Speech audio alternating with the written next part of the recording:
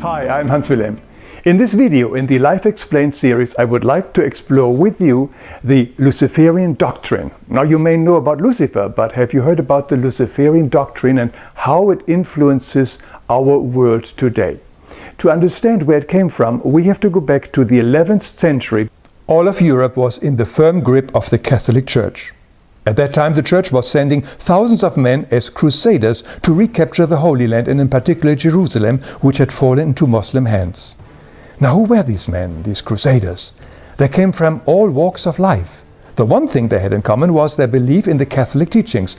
However, when these men traveled to the Middle East, they were suddenly exposed to many different beliefs and spiritual teachings that they had never heard before. These teachings came from Judaic and Islam mysticism. They came from Egypt, from Greece, and even from faraway places like India. For some of these men, they were a truly mind-blowing experience. They also began to hear different interpretations of familiar biblical texts, things they had never heard in their church. One particular passage stood out. It was a story of the snake tempting Eve with the apple. The Catholic Church had taught them that the snake was Lucifer or Satan, who deceived Eve by promising that if she would eat from the forbidden tree, she would become like God. Suddenly these men were introduced to a very different interpretation. They heard that Lucifer was not evil or Satan, but the God who wanted to save and educate mankind. In truth, they called him the Lightbringer, the real God, and that Yahweh, or Adonai in the Bible, was in actuality the devil, the suppressor of mankind, because he didn't want Eve and Adam to know their true identity. This teaching became the famous Luciferian doctrine. Now, when these men returned home from the Holy Land, they continued talking about these new ideas and interpretations.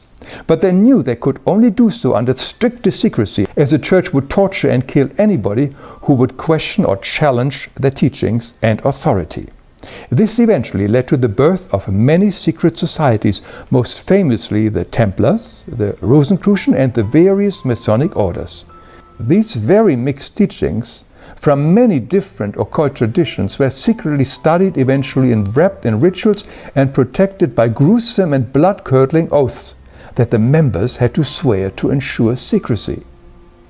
But everything changed in the year 1888, when the founder of the Theosophical Society, Madame Blavatsky, made most of these teachings public in her famous book, The Secret Doctrine, which she spiced up with some of her own fanciful imaginations.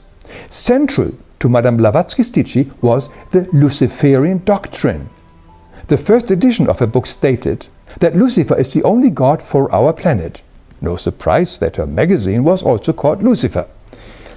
It was a beginning of what we now would call the New Age. Originally, it was promoted as the time when the Lightbringer, Lucifer, would lead mankind to a new era of tolerance and peace. Rudolf Steiner started off as the secretary of the German Theosophical Society. He later founded the Anthroposophy movement. Another famous person was Alice Bailey, who founded the Lucifer Publication Company in 1922. And then there was the well-known science fiction writer H.G. Wells, who also published a book called The New World Order in 1940. With this book, he promoted a world government and a secular world religion. Other important figures were Annie Besant and Charles Leadbeater, who thought that they had found the future world teacher in a 14-year-old Hindu boy called Krishnamurti. However, this did not work out as planned. Krishnamurti eventually dissolved the entire organization. So the Luciferian doctrine is not only central to members of highest degrees in some elite Masonic circles, but also expressed in several New Age teachings of today. Let's look how this doctrine influences our life. Here we have the planet Earth, where according to the Luciferian doctrine, the worldly affairs are ruled by the Lord Lucifer. Now, as spiritual beings, we come from the spiritual worlds to incarnate for a very short lifespan here on Earth.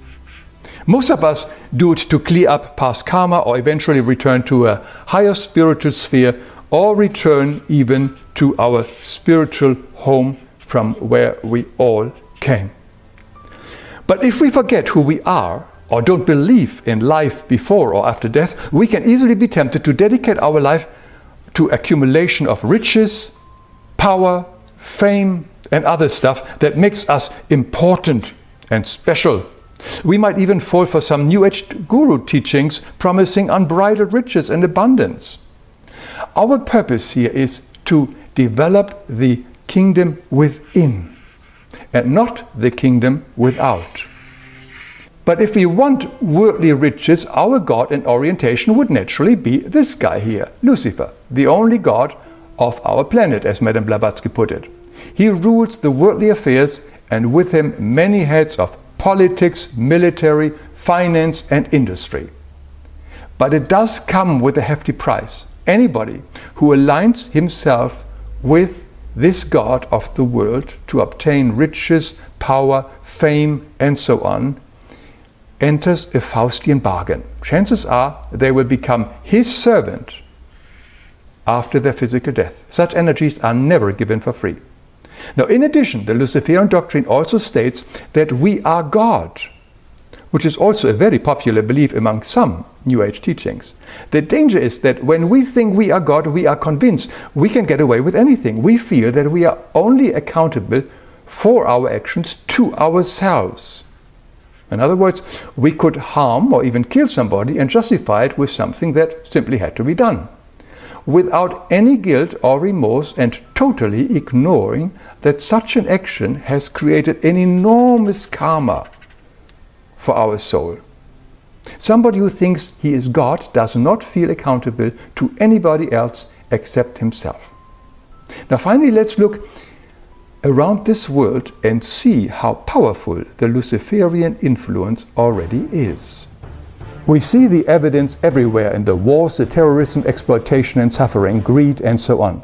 It is based on the Freemason principle ordo ab chaos, order from chaos, which justifies any actions to bring the new world order into existence.